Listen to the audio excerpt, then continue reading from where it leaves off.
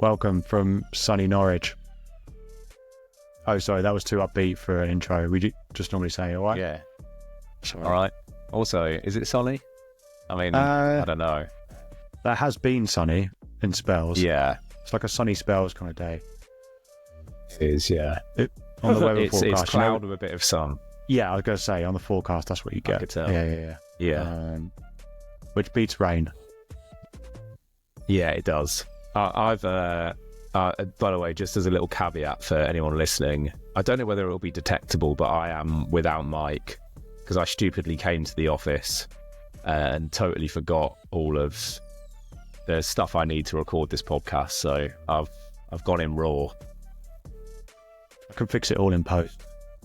Oh, nice. Can you? That's what the professionals say. You can't edit out our inappropriate jokes, but you can fix it all in post. Exactly, yeah. And because there's no AI function for taking out inappropriate jokes, but there is an AI function for making you sound like you're in studio quality environment. So, yeah. Okay, nice. How much we spend on those mics? I can't remember now. I want to say like cameras, mics, and headphones all in. It was like a few £100. A few £100 too much by the sounds of things. Yeah, should have just raw dogged it, as you called it. Yeah. And just gone with laptop mics.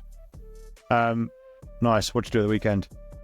Well, I went out for the first time in a long time, like out. You went out, Jamie. Okay. Not just out the house. I do go out the house semi regularly, but I went out as in stayed out past 11 p.m.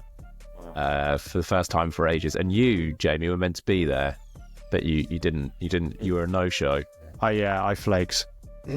I flaked because I think partly because I'd already had one past midnight experience in this week. So wasn't feeling it, so I just flaked. And I pinky promised your girlfriend that I would be there as well.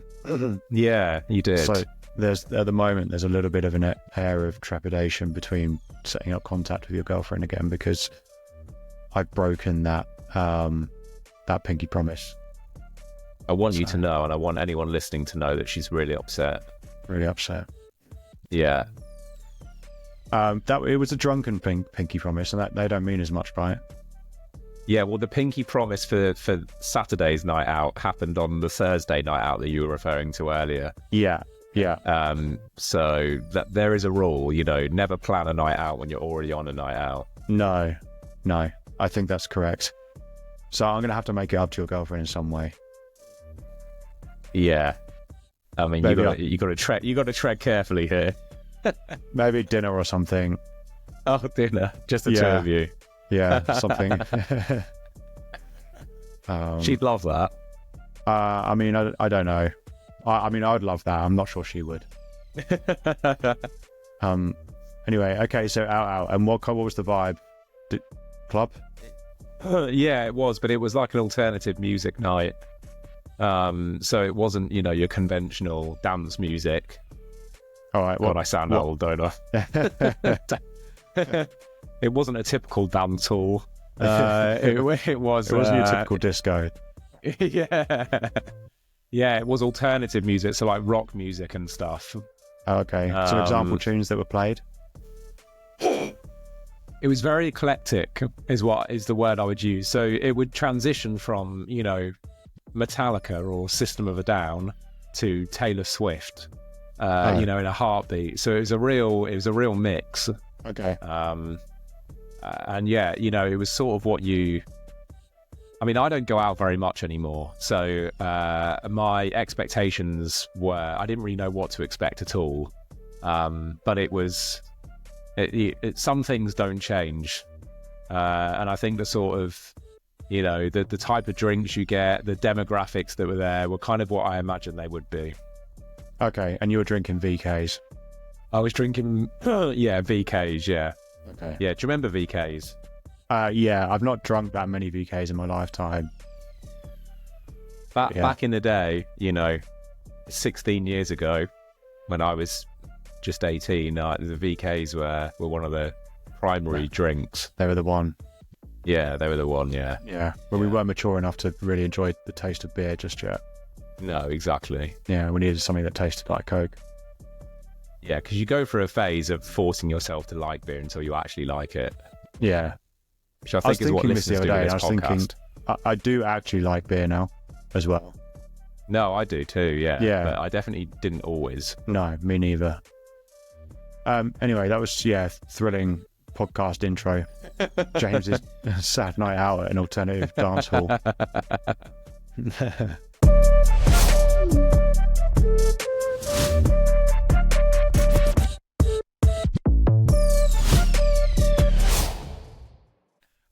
Okay, what do you want to talk about today? So we're going to talk about A/B testing subject lines, which is sort of like the gateway drug to proper email testing. Mm-hmm. Subject lines are probably the easiest part of your email to test, and also the one that is most ubiquitously supported by email service providers. So your MailChimps, your Beehives, your Brevos, HubSpots, they're all going to have an easy ability to A/B test your subject lines. Okay, nice. And why is that? Why are subject lines facilitate? Why is testing them facilitated in every platform? Why is it so important? Yeah, good question. The conventional wisdom is that the subject line is the most important variable when it comes to determining how many people open your email. Of course, anyone who listens to this podcast will know that that is not actually true. Actually, the sender name is the most important variable when it comes to how many people open your email. But the subject line is the second most important variable. And one of the main levers that we can pull in order to get people who don't regularly open our emails to maybe open one of our emails for the first time in a while, or perhaps even the first time ever. So the subject line is often the thing that our clients who, not necessarily all of them are that familiar with the science of email marketing, that the subject line is often the thing that they will worry about the most. And so I think email service providers like MailChimp have spotted this, have realized that subject lines are super important to your average email sender, and so they've made it very easy for you to start testing them and to see which subject line will come out on top. Yeah, for me, the subject lines are something that get more attention than they deserve, I think. Yeah, I agree. Like Taylor Swift. Yeah, you're going to upset some people there, I think. Yeah, I think obviously they're super important, but they're almost like, to use an analogy, they're like the striker in your team, right? Or like the number 9 in your football team. And they're only really successful if you've got this whole system that's playing behind them, that's doing every other job that a football team needs to do. Or something like that. Sure, they're important, but I think their importance might be overplayed a little bit. But maybe that's a conversation for a separate episode. But there's a whole football discussion there to tap into. Yeah. Exactly.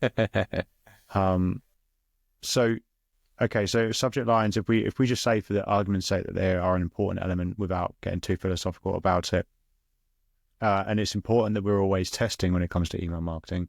So naturally, we should be testing subject lines, and as you've said, platforms make that super easy. Yeah.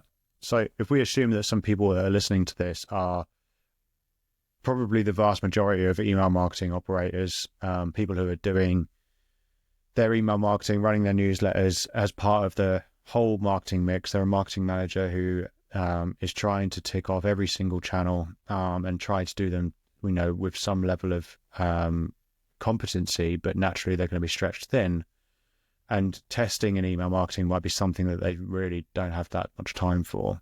Testing subject lines might be something that's like, oh, okay, cool, I can tick that box, I can do some testing and get some insights. How can that person start? Like, what are some of the things that they could test, do you think, in their subject lines? Yeah, so I think the first place to start is to come up with a hypothesis. And the way of doing that is to ask yourself a question. So we start by thinking about, okay, what are the variables that might impact the way that someone responds to this subject line? And then we use that as a basis for testing. And so I've written down some generic examples here that almost every single person listening to this podcast will be able to use. So, for example, you could ask yourself the question, do emojis impact my open rates? The use of emojis, how might that impact my open rates? Does using the first name of the person I'm sending to in the subject line impact the open rates? If I have a word that is fully capitalized, will that improve open rates? If I use a statement instead of a question, which one will work better? Or does a longer subject line get more opens than a shorter subject line? So those are 5 examples there of questions that we're asking ourselves. And from that, we can build a hypothesis. So I can say, I reckon if I send this subject line with an emoji in it, it will perform better than without the emoji. And then putting that to the test, doing that A/B test will give us a pretty categorical answer about whether or not that's correct. One important caveat I would say here, Jamie, is that depending on the size of your audience, your A/B test might not be that conclusive or that interesting necessarily. If you have a small audience, it's quite a small data set. To give you a very brief overview of how the science of A/B testing works, ordinarily, version A, subject line A, gets sent to 25% of your audience. Version B gets sent to the other 25%. And then depending on which one performs better, the remaining 50% then get the winning version. But of course, if those 2 test sets at the start are quite small, then coincidence can play quite a big part here, right? If you're sending one test to 20 people and another test to another 20 people, and 3 more people in one test open your email, that's a 15% change in open rate. And so it can look really significant, but the reality is it's only 3 more people, and that's coincidence can have quite a big impact there. So yeah, you might have 2 people that are on vacation in one test set, and exactly. that skews the results. So I think that's a really good point. So we want to make sure that we have a big enough list to be able to justify doing these tests then to give us the data set. It's a bit like when you see those surveys, and it's like, oh, I don't know, if you're a bloke under 30, then you're 10 times more likely to get some kind of cancer. But the survey's been done with like 75 people. The data set has got to be big enough to justify the insights you're gathering. I think I would layer in another piece of thinking there. When you talked about that hypothesis, which is, okay, well, subject line, putting emoji in the subject line might get more opens than not putting one in. I think I would add a layer of intelligent thinking in there, which is like, okay, I know that my audience consists mostly of people, if you have this level of insight, people are under 35. And I think that people under 35, based on other data that I've seen, will react more positively if my subject line has an emoji in. So I'm going to test that. So adding in that level of thinking to your test, so that it's not just seemingly random, and that that you're kind of testing what you're testing for.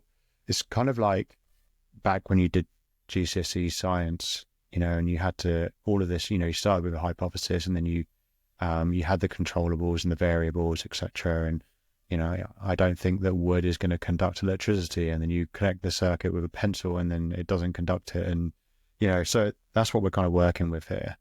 And if you're listening to this podcast and you're an accomplished email marketing professional, some of these tests will seem like child's play. But in our experience, if you're a general marketer, a lot of general marketers working within businesses just do not have not tested stuff before. They have not done any A/B testing. So when we talk about this level of testing, this is the starting point, and it's something that you can start to do to get insights straight away. Yeah, exactly that. And what I would also add there is that even if you do have a small audience, I mean, HubSpot, for example, will recommend that you have 5,000 contacts before you start doing A/B testing, which for some businesses in particular will be a huge number. So what I would say is you can definitely start testing before you reach these huge numbers, but you might find that you need to do more tests in order to draw categorical evidence from those tests. So if you have 5,000 contacts, that's fantastic, and you'll be able to learn faster than the A/B tester who maybe only has 200 contacts. The key thing, though, is that even if you only have 200 contacts, you can still learn meaningful information about your list and what they prefer to open and what they don't. You just may need to do more than one test in order to really draw some conclusions. I would caution anyone who's doing an A/B test with a few hundred people who is drawing like hard and fast conclusions off the back of one A/B test for the reasons that we've already outlined.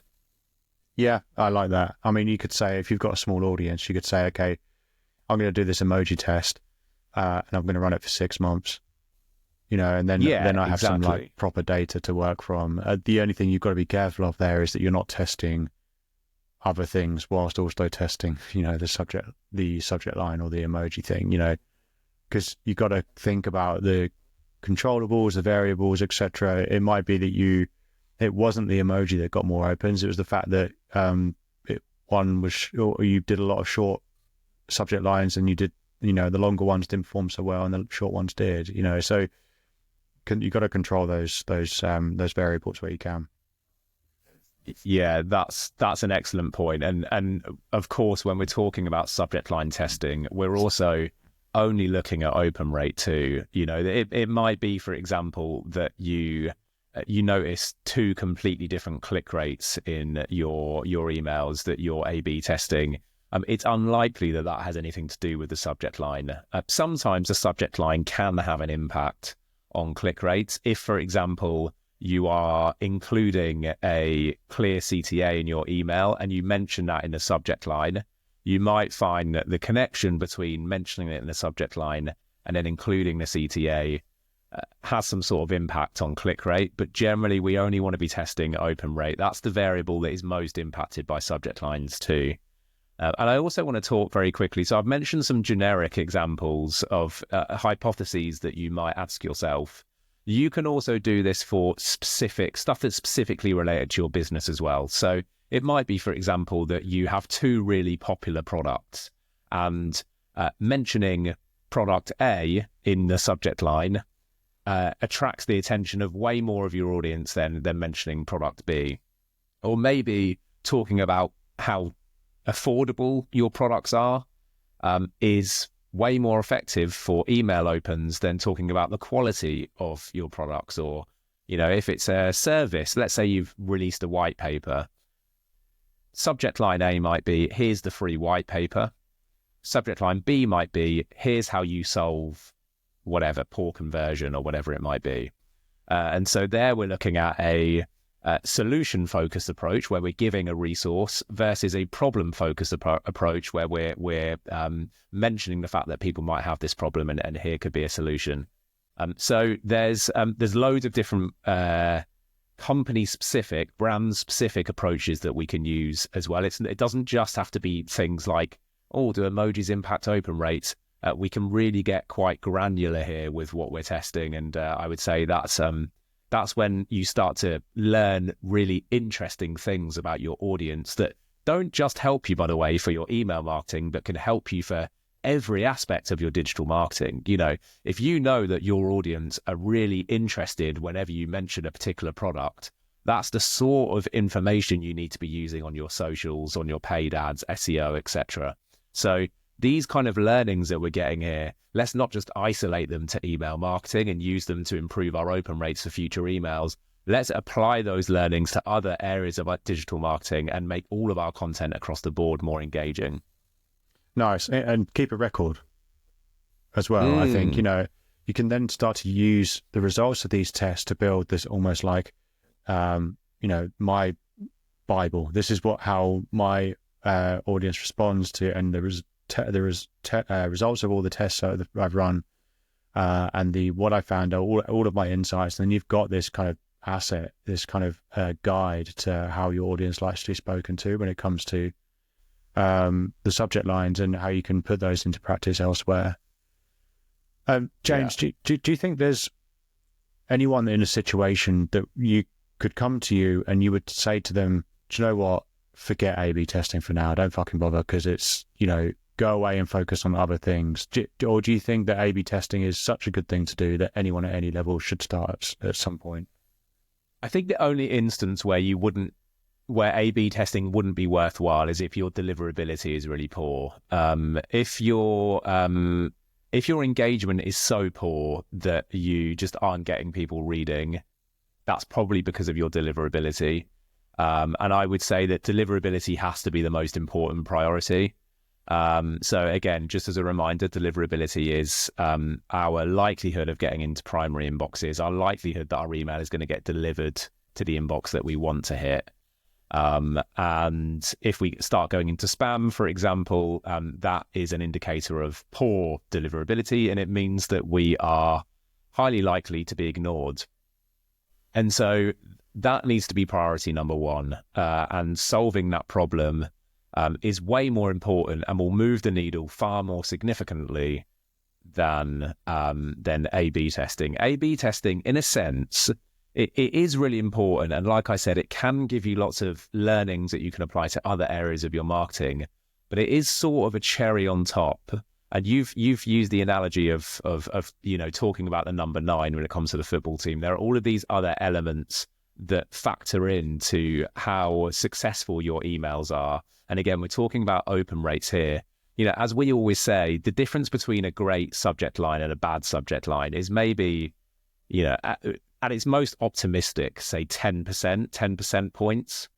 The difference between sending to a good list versus a bad list can be 50-60% points. If you're sending to people who are engaged and who know your brand and who are expecting to hear from you and who are, to some extent eager to hear from you, then that is so much more significant than anything you can do on an A/B testing front. So I do think that's really important. It's not to say that, I'd say in most instances, even if you are sending to a list that isn't of the highest quality, there is probably still value in A/B testing. But definitely there are lots of cases in which A/B testing shouldn't be your number one priority, and so... Yeah, maybe the number 9 striker was a bad analogy. I think because what A/B testing is about fine tuning, right, and optimizing. Yeah, and so you've got to be careful about what you're fine tuning and optimizing. So, yeah, cherry on the top, icing on the cake, or maybe even makeup on a pig kind of situation. If you're not in a good place when it comes to your email marketing and you're starting to test, it's like, well, okay, let's make sure we have ground that is fertile enough for testing before doing it, because otherwise it might cloud the results. Yeah. Okay, so if there are people out there that are just starting their newsletter, and I don't know, they've got 50 subscribers, and obviously one of their main priorities is list growth. Is there any room for A/B testing for that person? Yes, there is. I wouldn't necessarily do it using the mechanisms that are offered by your standard email service provider, though, because they oblige you to split your list. So like I mentioned earlier, we have that. Usually it's 25% in the first instance. So half of your list gets either version, and then the second half gets the winning version. So obviously if we do some quick tabletop maths, Jamie, we find that, 12 and 13 people are going to get it if you're sending to 50 people in the first instance. And then of that, the remaining 25 will get the winning version. So 12 and 13 is way too small a data set to really be impactful. And like we say, if 2 people are on holiday in the group of 12, that's like 15% of your list that aren't going to open. So the numbers are just too easily moved by individual actions. What I would say, though, is that you can do a more manual test. So if you're sending weekly, you can send you can include an emoji in your subject line in week 1, and then, or maybe for month 1, so you do 4 emails with an emoji, and then month 2, you do 4 emails without an emoji. And taking the averages of those open rates, you can probably draw some conclusions about that. I'd be looking for consistency though, and I think the lower your data set, the more time it's going to take you to learn, the more tests you're going to need to do, and the more convincing the results need to be as well. I think that's the other one. You know, if there's only a 2% difference in the test that you're running and you've got a list of 50 people, that means it's one person who's making that difference. 2% difference is really meaningful if there's 100,000 people on your list, because that's a difference of 2,000. It is not meaningful if there's 50 people. So everything needs to be taken with a greater pinch of salt. Okay, so that was the health warning that I was aiming for there with the question. So thank you. I think you've just got to be careful about because you don't want to then create these what you think are concrete insights from a data set which isn't big enough. Then all of a sudden your perceptions of how your audience wants to be spoken to are incorrect, or at least not are wide of the mark. It would be great if we got examples of A/B tests that we've run and results. Yeah, we do. Yeah, there are some. So this is sort of a Brucey bonus, because what works for us, what works for these audiences that we've tested this on might not work for you. And actually, Jamie, one of the first bits of feedback we got on this podcast was from a listener called Claire. She's an HR advisor. Thanks, Claire, for messaging. Claire's a big fan of the podcast, but she messaged with a screenshot of an A/B test she had done off the back of some advice. And it was the results were completely the opposite of what we had recommended. We had said, don't use questions in your subject line, turn them into statements instead. And generally in our testing, we found that improves open rates. For Claire, however, there was a 4.7% difference between the question and the statement in favor of the question. So it's really worth stressing that all of this should be tested yourself. But here's some stuff that we learned. So one of the most interesting tests that we did recently was including an abbreviation in the subject line. So I had heard through the grapevine that including an abbreviation in capital letters at the start of the subject line improved open rates. So an abbreviation might be PSA, public service announcement. I don't know if you've ever seen that, Jamie. Or it might be, the one that we used was ICYMI, which is in case you missed it. So ICYMI, I didn't really expect much to happen. The difference between including ICYMI : at the start of the subject line versus just missing that out was a 7 percentage points difference in open rates. The ICYMI massively outperformed the one that didn't have the abbreviation. That's probably one of the most successful tests that we've ever done. It's worth stressing that obviously what you really want when you're doing these A/B tests is a huge difference. The reality is there usually isn't much of a difference. An example of that, I was convinced that using emojis at the start of the subject line would significantly outperform using emojis at the end of a subject line. In all of the testing that we did, which is quite a lot across various clients, there was never any significant difference. Sometimes emojis at the start would win, sometimes emojis at the end would win, but it was only ever like a 1 or 2% change in any case. One thing we've talked about before is writing subject lines that don't sound as though they've been written by AI, that couldn't have been written by AI because they are sort of grammatically correct. So if you start your subject line with a but, for example, like, but why are these results so strange, ? Or something like that, that's an example of AI would never write that subject line because it doesn't really make grammatical sense. We saw a 2% increase in open rates when we did that. And statements work better than questions. In the testing that we've done, and Claire is an exception to this rule, and listener, you might be as well, but whenever we formed questions as statements instead, so rather than what are the top trends for 2025? We would instead say, here are the top trends for 2025. And in those instances, we saw a 3 percentage point increase in open rates across the board, Jamie. So some would have made no difference, others would have made bigger differences, but a 3% average increase across the board. Nice. So I think the goal here for us, and maybe the takeaway message, actually, let's do hot take, because that's what that effectively is. So, and then we can wrap this episode up.